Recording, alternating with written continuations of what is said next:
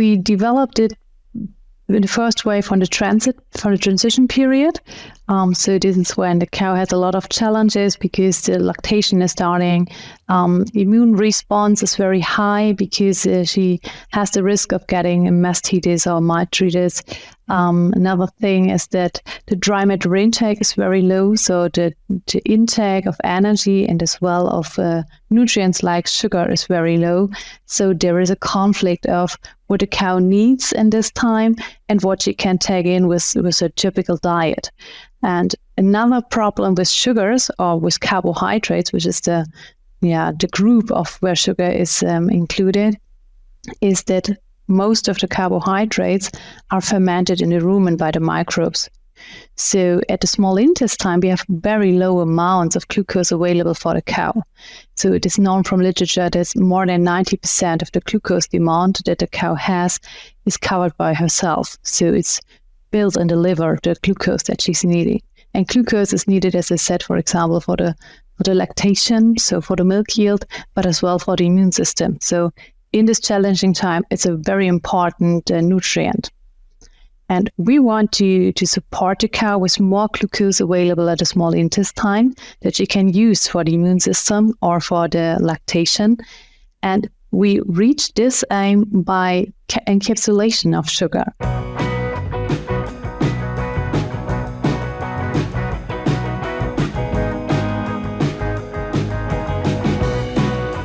Good day and welcome to the Dairy Podcast Show. I'm Mark Thomas, and it's a pleasure today to have Corinna Brock with us from Berg & Schmidt.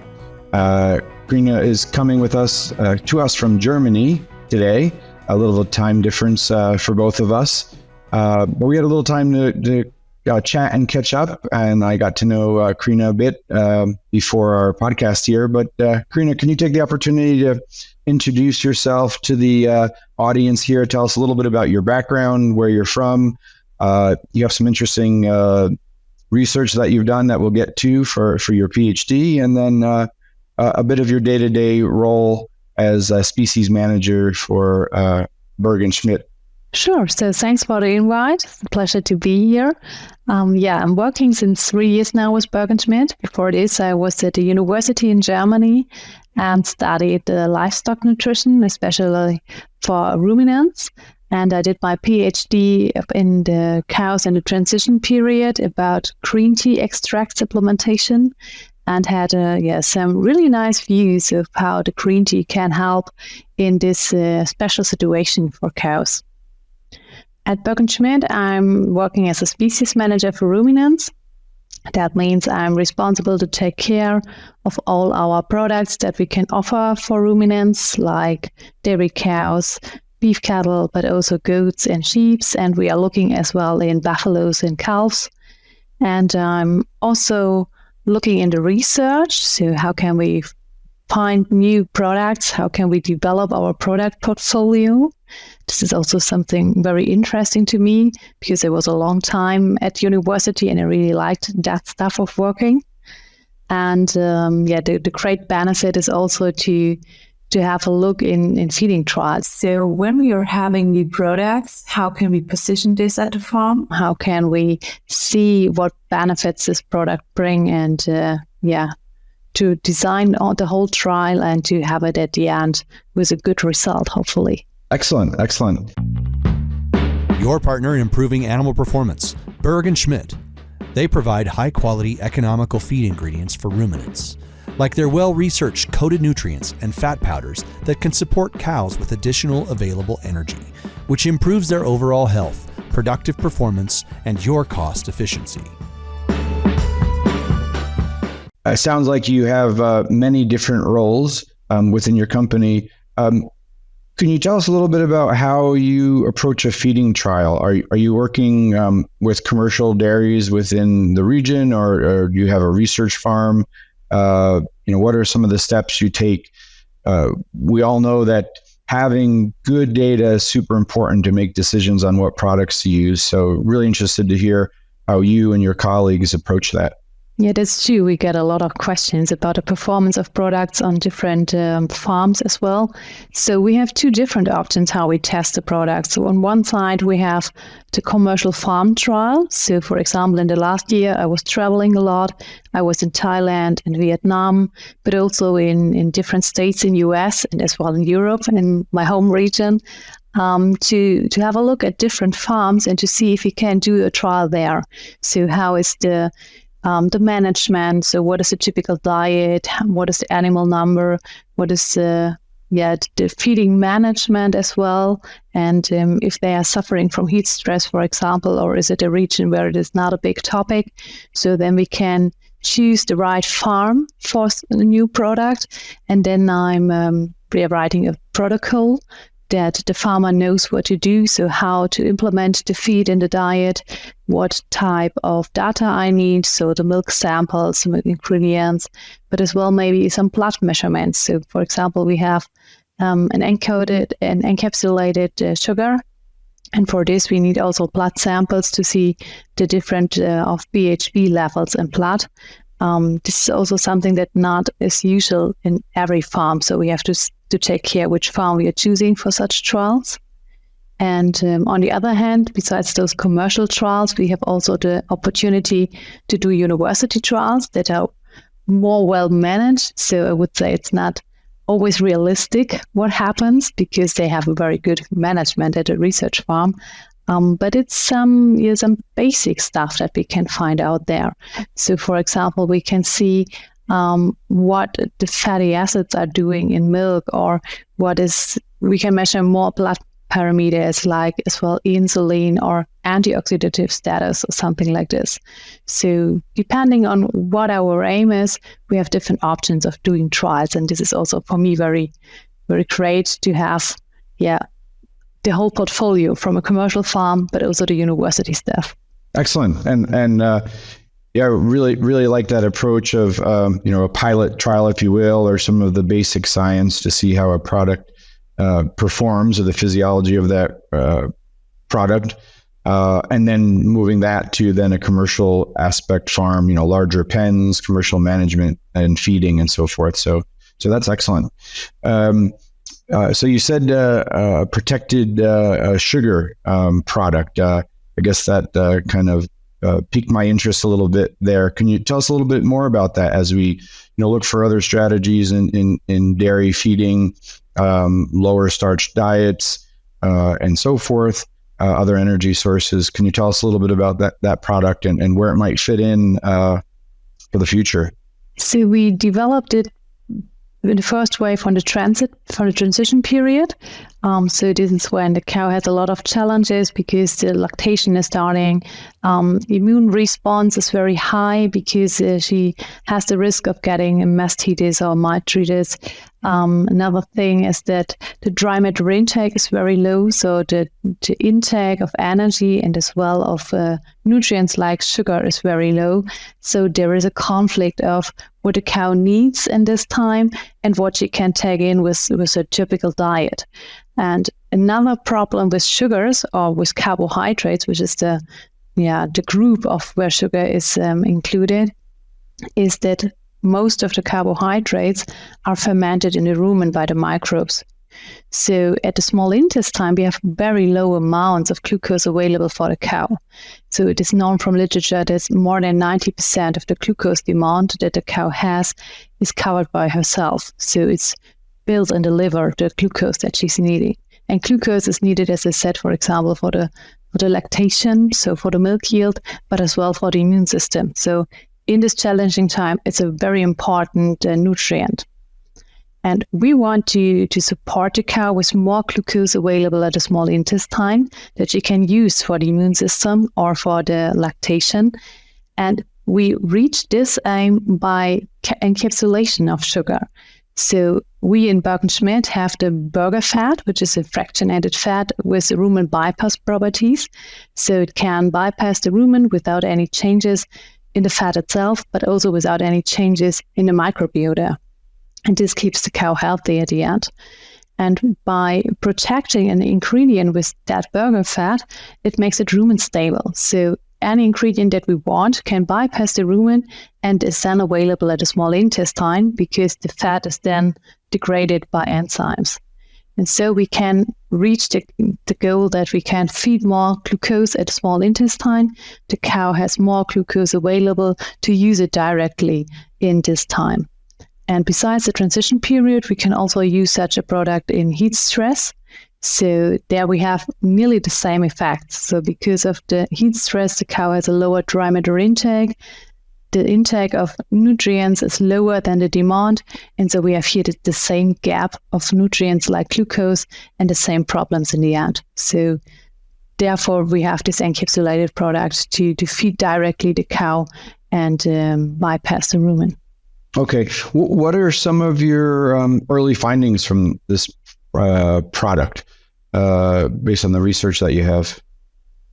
Yeah, we did some trials, for example, in Asia, but as well in US, and we are starting in Europe as well. And we saw that if we are feeding that product in the transition period, that the BHB levels in plant are lower. So the BHB is a typical marker for ketosis or subclinical ketosis, depending on the level. And you can easily measure it and see then the value. And as long as if it is below 1.2 millimolar, the cow will not suffer from a subclinical ketosis. And if it's even lower than 0.8, it's also a health benefit. So we measured the blood BHB level after calving and saw that cows that were supplemented with the sugar had lower BHB levels. So, for example, in the group of the control animals, we have about 70% that had BHB levels below 0.8. And in the control group, in the supplemented group, we had about 90% that were that low in BHB level. So we had a really big improvement in health parameters. We had a reduced risk in subclinical ketosis. And what we also saw is an improvement in fertility. So we measured the days from calving to the first estrus, and as well the days from calving to the first insemination. And we saw that we were here less than 7 to 10 days. So we have less open days at the end because we have an earlier estrus, an earlier insemination, and an improvement in getting pregnant again. And then we have less open days, which at the end saves money for the farmer. So to sum up, the farmer saves money with about $290 per case of subclinical ketosis, plus $4.5 per open day saved, which is in the end a lot of money for the farmer. Were there any differences in milk production? Depending on the farm, actually. We had some where we had an increase. I would say an average increase, we had about 2 kg per cow per day. But it's a bit depending because, as I said, the glucose is not only for the lactation important, it is also important for the immune system. So if the farm maybe has from management or from other side other problems, even heat stress, so that the immune system is more active, then the glucose will be more used in immune reaction than in building more milk. So it's a bit depending. But I would say on average, we saw an increase about 2 kg per cow per day. Okay. Corinna, physiologically, this all makes sense. I guess on the other end of any potential detrimental or negative effects, the cow has adapted to not having this level of glucose in her small intestine. Sounds like, obviously you saw benefits, but any thought or concern of the additional sugar being available in terms of bacterial growth or anything of that nature? I guess it's just something you think about, maybe more so hindgut fermentation of starch and so forth, but just trying to think that through. We want to avoid having starch in the hindgut. How this is an adaptation for the cow, correct? But this was also my worries in the beginning when I heard that we wanted to have such a product that maybe the cow cannot uptake all the glucose, and then we will have it in the hindgut and will will have a hindgut acidosis. But I had a little bit look in the literature, and there I saw that there are studies which are using 1 or 1.5 kg of glucose, so not in the diet, but it's using then an apple-muscle infusion so that it's really available at the small intestine. And there was nothing mentioned about inhaled acidosis. So I guess it's a little bit one thing of the dosage. So we are not that high in dosaging. We are feeding about 200 to 400 grams of our products per cow per day. So we are far away from 1.5 kgs. And the other thing is that it's already the glucose. I guess it's easier for absorption in the cow as when we have resident starch, because the starch has to be enzymatically degraded, and then it can be absorbed. Because the cow is only, as every mammal, is only able to take some single nutrients on, so like the monosaccharides, but not a whole starch molecule. That makes sense. Okay, that really makes sense. Excellent. So I guess we'll stay tuned for the future opportunities and maybe some new products to come to market with this technology. So Corinna, based on reviewing a bit of your background, I found of interest that some of your PhD research or your PhD project was related to supplementing a green tea extract. Can you tell us a little bit about your research and some of the findings with that supplement? Yeah, of course. The institute where I studied and where I did my PhD was at that time interested in different secondary plant extracts on their performance, or on their effects on the health of cows, but as well also swine. And in my project, we had the green tea extract, which has a special polyphenol, and this polyphenol was known for different actions in rats already, and we were now testing, what does it do in the transition period. The aim was to lower the cell stress and to improve the oxidative status of the cows. This was actually not what we could find. But what I found very interesting, we had lower fat content in the liver.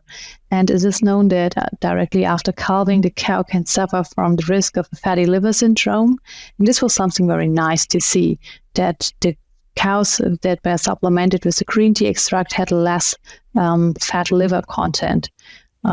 So I thought maybe this is something which can be continued. So in general with polyphenols, because we also know that resveratrol from grapeseed or as well curcuma has a very good effect on the oxidative status and as well of the cell stress of animals. But I guess it has to be taken care of the prices of the product. So I'm not sure if a farmer will really feed green tea itself. So this is what we did. I did just put it into concentrate. Maybe this is something which can be, for example, as well encapsulated, like we have the technique, so that you can reach different aims, because polyphenols or in general secondary plant extracts in the rumen can have different effects, and we do not always know what will happen there.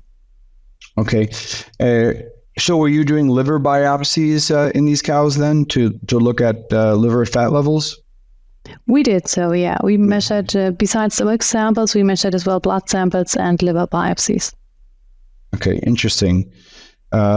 So from having spent many years working in China, I know green tea supplements, especially in encapsulated form and so forth, and concentrates are very popular. So maybe you should consider taking some of those supplements. What do you think some of the application is for, maybe in other classes of dairy animals, such as calves? I guess with more and more pressure for antimicrobial stewardship and reduced treatments with antibiotics, calf health, obviously, do you see any potential application, or did you investigate at all any use in calves? You mean for the sugar product, or in general from our portfolio? Or the green tea supplement, I guess, in terms of any support of the calf. I guess it would be beneficial in general to use special secondary plant extracts in calves. because, for example, some herbals are also known to be beneficial for the lungs of the calf, so that they don't have any respiratory diseases. And as well, there are some herbals that can be effective for the gut, so that you can avoid diarrhea in calves. I guess those two are the most common diseases in calves, so the respiratory tract and as well the gut health. But I guess it's not only possible with this plant extracts, because I know from our portfolio we have also some medium chain fatty acids or monolauric acid. And that is effective in monogastric animals already in gut health. That is proven. And I guess this could also be a point that we can proceed in the future to have some products like this. Okay. You mentioned when we were catching up before the podcast that your PhD was also in human nutrition, correct? You did was it a joint program or? No, my PhD was just in the dairy cow in transition period. But my studying, I started after school. I studied nutrition for humans, so it was biochemicals, like anatomy, physiologically. But this is all in human. So this was my bachelor, my ground study. And after this, I changed to agriculture, because I noticed for myself that human nutrition is something interesting, but it's not what I wanted to do my whole life.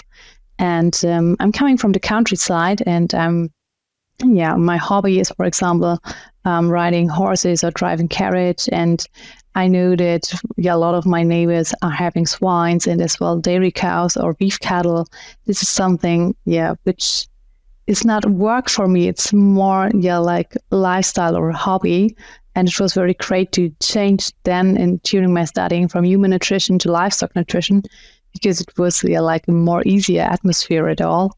And so I stick then to the animal nutrition and now in the agricultural science. Okay. That's very interesting.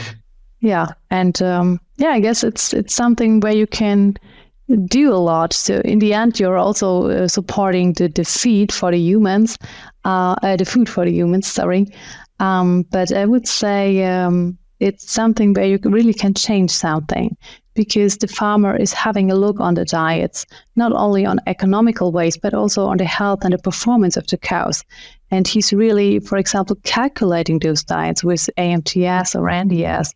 So it's nothing that he's just doing like he wants to do. So it's really a scientific agriculture. That's a really interesting aspect, Corinna. And I guess as you think about that, it's really interesting of your background, because you are working in an area to produce food for humans. So you kind of the full circle of studying human nutrition and then improving the in this case, as we talk, the dairy podcast, so the dairy products, but that includes obviously meat. Every good dairy cow hopefully becomes a meat at some point in her career.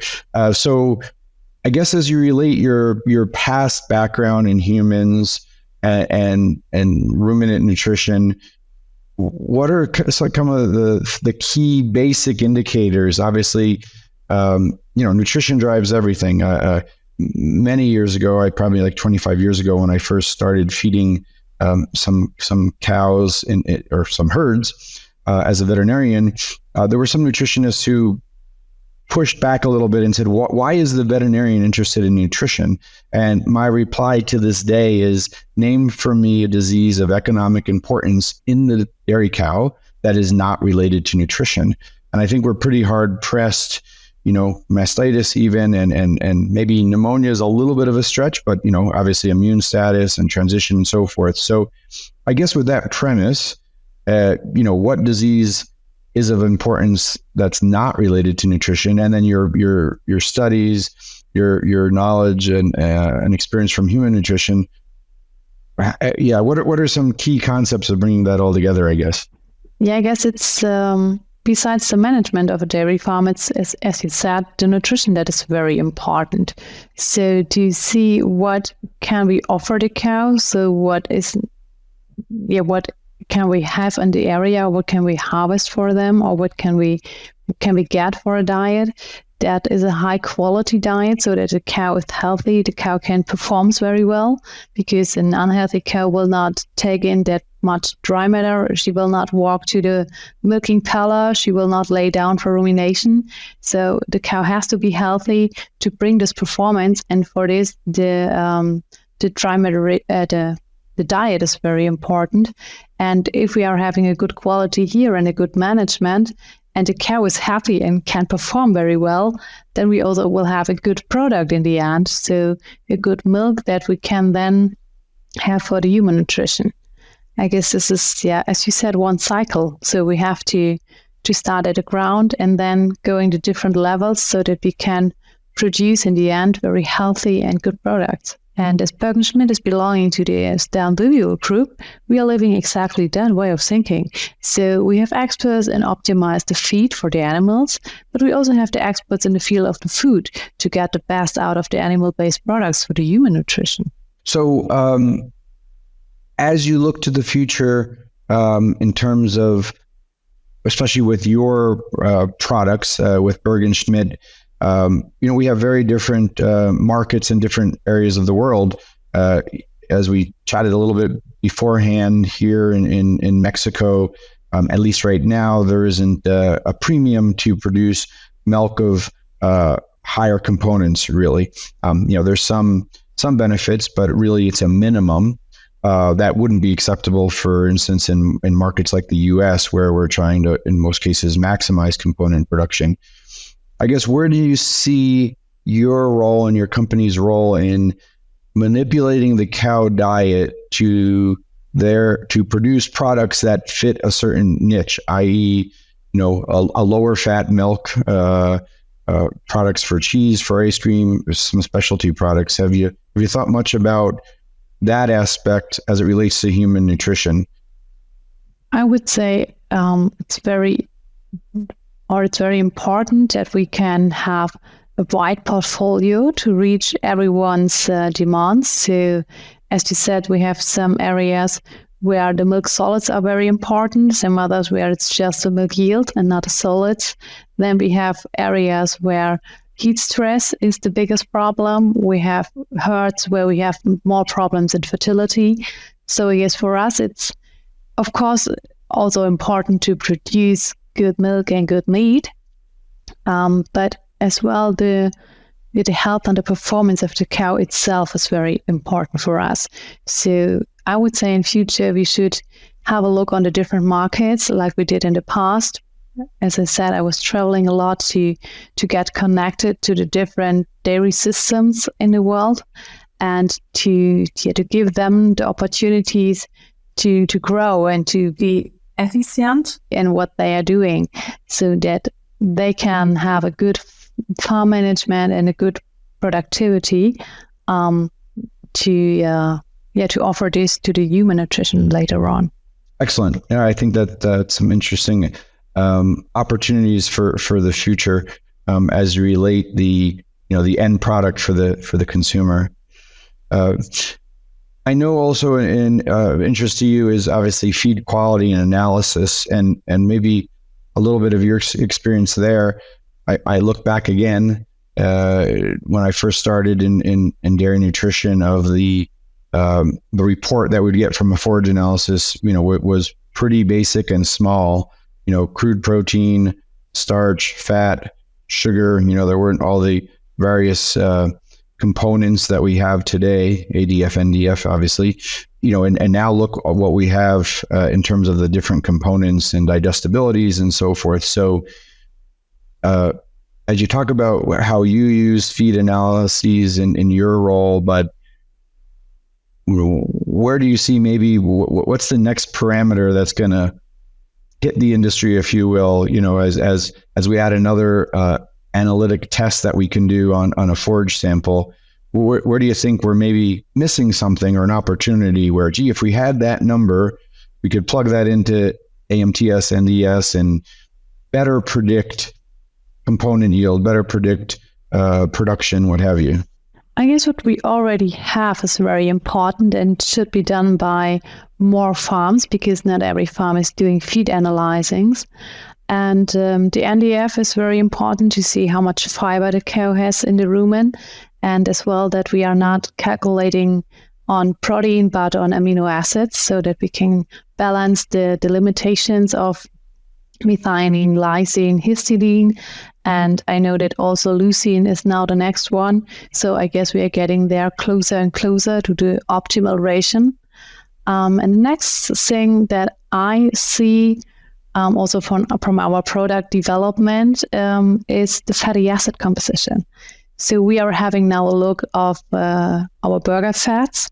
So in the past we have our T300, so we came from a triglyceride, then we developed a fractionated fat with high palmitic acid.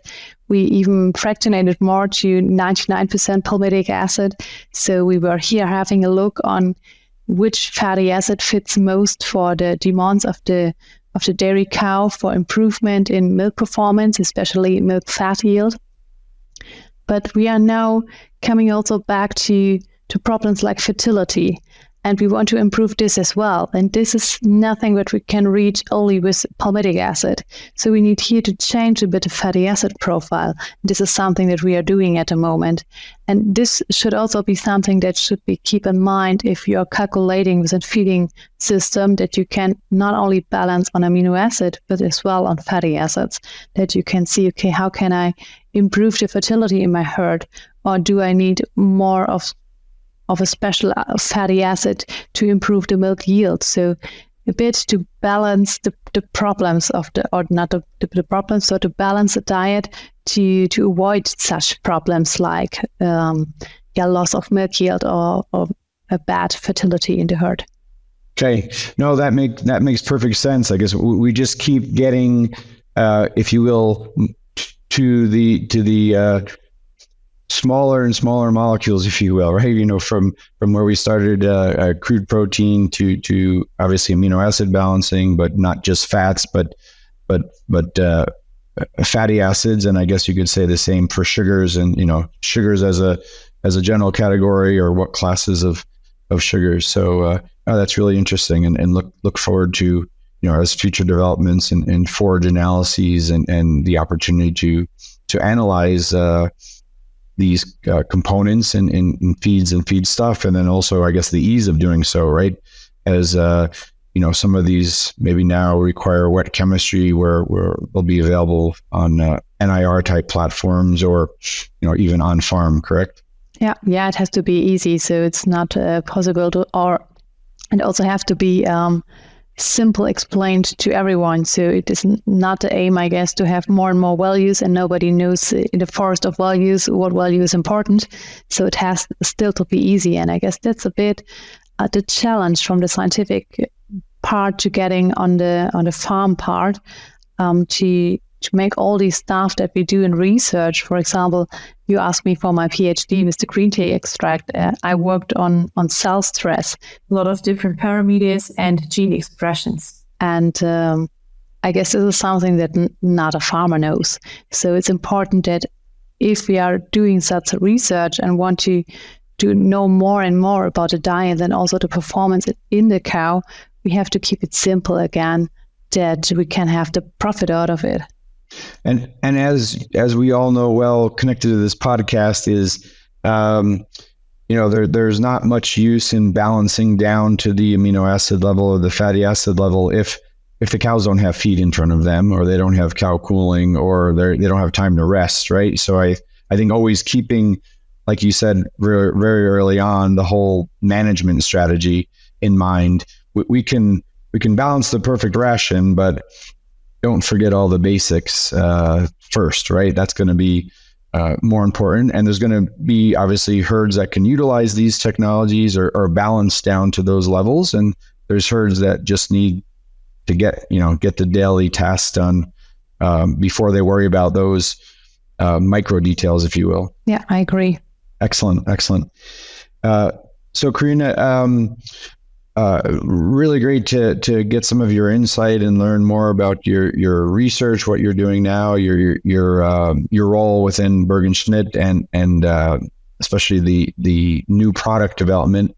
It's always exciting to see companies that invest in research, invest in product development, have the data available, before going to market, obviously, and can therefore introduce new products, new concepts into the industry. So it's great to see that coming from you and your team. It's time for our famous 3.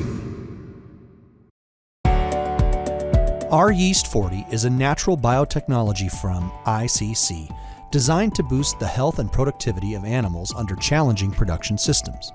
Our Yeast 40 performance is supported by an unique processing technology that results in a pure product containing high levels of beta-glucans, MOS, and yeast metabolites. These factors, combined, promote the ruminal and intestinal modulation, helping the animals to reach their full potential. As we wrap up here, a few of the dairy podcast traditional questions. One, I guess, is, within your studies, within your day-to-day work, is there some reference that you really recommend to the listeners in terms of dairy information? So that can be a website, a book, something, journal that is kind of your go-to for what's new and what's coming in dairy. So I would say the most thing where I'm checking is really the recommendations because there are the basic stuff again. So having a look in the research like PubMed, but also going back to some basic stuff to understand what they are doing. I guess this is something very important. Okay, so really understanding the research and the data and the basis for that. As you work with dairy producers, and obviously you're getting to see different types of systems and management and dairy industries around the globe, what do you feel are some of the things that really separate the excellent producer from maybe the average producer? I would say it's management. So I really saw farms in a heat stress or in an area with a lot of heat stress, and the feed quality was excellent. The cow performance was great. The cows were healthy. They looked very good. And I was very surprised how this can be in such an area. But it is very well managed with the feed quality, the feeding management, how the boxes are where they can lay down, how the evaporation and the fans are used. So I would say management is something that makes the difference. Okay, excellent. Corinna, I find it interesting. I think you've said the word heat stress, I'm not sure, maybe 5 times now. So you come from Germany, you're in Germany. We know that heat stress exists there. I had someone ask me the other day, originally I'm from Northern New York, is there heat stress in Northern New York? Well, when it's 90 degrees and 95% humidity, or, in the high 30 Celsius and 95% humidity, there's obviously heat stress. I'm here in Torreon, Mexico, where we'll have heat stress through October. I guess, that's an area that I think if you look where a lot of cows are around the world, in all the continents, interestingly, there are a lot of cows, dairy cows in heat stress regions of the U.S., of China, Asia, throughout Asia, and then obviously, Mexico, South America. So I guess just getting back to that, obviously the products that you're working on are designed to provide nutrients to the cow in a smaller package, if you will, or maybe less fermentable, more directly utilizable. So I guess exciting, because we think of heat stress lots. Obviously, some of the podcasts here, Jeffrey Dahl, and heat stress in dry cows and close-up cows and so forth. So I guess just something that it stood out that you mentioned heat stress quite a few times. So that certainly is super relevant for many regions maybe listening to this. Folks are looking towards the end of heat stress as we get into September in northern regions. The nights are going to be pretty cool, and maybe even some frost coming in the next weeks. But still, lots of regions are still thinking of heat stress. And just to add, I saw a news alert yesterday, cattle dying in Missouri. I think it was due to heat stress. So interesting that you brought that up, many times. Yeah, I guess it's a very relevant topic. So, and it's something that will come year by year back. So it's nothing that we just have this year. And as you said, we have a lot of regions that are dealing with those topics or with this topic. And I guess we have to support here the cows. So we have to keep an eye here that they are keeping cool and get their performance and health. Great. And I like your comment. It's going to be here. It's not going to go away. So maybe it's too late now to do something very different for some of our listeners, but next year is going to come. So a perfect time to you have months and months now to prepare for next year, whether that's, management, cow cooling opportunities or nutritional opportunities, which I think oftentimes are not thought of as much, right? What can we do nutritionally in terms of reducing the effect of heat stress, not just cow cooling and all the things that come to mind first? We can avoid fermentation heat, for example. So if the cow is eating a lot of fiber, this will be fermented in the rumen and will produce heat as a side product. And if we are feeding more products that will not be fermented, like, for example, the rumen bypass fats, like our burger fat, this will not have an impact on more heat development. And we can also support her with such burger fat or also lipoactive. This is our encapsulated sugar to get more energy in the cow, because in times of heat stress, the cow has a lower dry matter intake. And this is also something where we can help. And another thing is in heat stress that the immune response is also active. So we can also here help the cow with more glucose available for the immune system. And we can also help the cow with methionine, because this is also having a good impact on the whole organism. So there are some ingredients or some feed material that can help the cow in this period of heat stress. Excellent. It sounds like perhaps another podcast opportunity with you to as we maybe get into the pre-heat stress season to talk about nutritional management strategies for heat stress. It would be a pleasure to me. Great. Well, Corinna, thanks so much. It's been a pleasure to get to know you, to learn about your background and some of the work you're doing, and learn more about Berg & Schmidt also. And not only the products that you have, but some of the innovation that you have with your colleagues in the company. So really appreciate you connecting a little bit later in the day for you. And we'll look forward to seeing you at some point and chatting more about some of these other opportunities for the future.